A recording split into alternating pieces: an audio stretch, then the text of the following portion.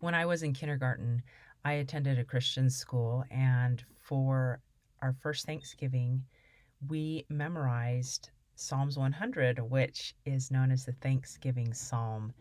And although I don't think I can still recite it by memory, it has become an annual both Klein and Anderson family tradition to recite Psalms 100 as part of our Thanksgiving. We do it right before we say the blessing on the food. And so I'd like to share a little bit of that with you today and invite you to participate in our tradition. It says, "Make a joyful noise unto the Lord, all ye lands. Serve the Lord with gladness. Come before his presence with singing. Know ye that the Lord he is God. It is he that hath made us, and not we ourselves. We are his people and the sheep of his pasture. Enter into his gates with thanksgiving, and into his courts with praise. Be thankful unto him, and bless his name. For the Lord is good, his mercy is everlasting, and his truth endureth to all generations." I love that because it invites us to be grateful to Him. And I think some of the times that it is hardest to be grateful to God is when we are experiencing hard times. Back in 2001, my husband and I were involved in a car accident that really should have probably taken both of our lives.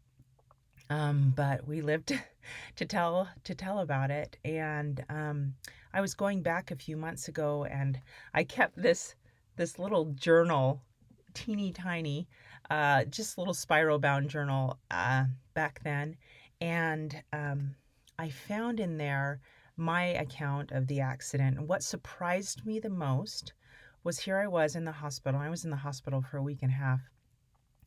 Was one of the first things I did was I listed the blessings and miracles that happened.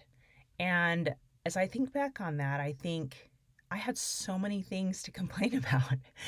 I'd been in a hospital for a week and a half, and I was separated from my two little boys at the time. And but there were so many things. I was in constant pain. Um, but there were so many things that I wrote down that I was thankful for.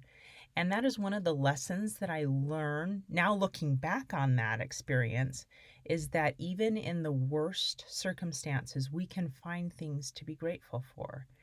And that doing that helps us have a more positive attitude and to look for God's hand in our lives. And so, if you are experiencing a hard time this Thanksgiving, I invite you to look for blessings, to look for things where you can see God's hand in your life. And you may have to pray to be able to find them, but you can do it. Um, and then you can do as the psalm says, make that joyful noise unto the Lord.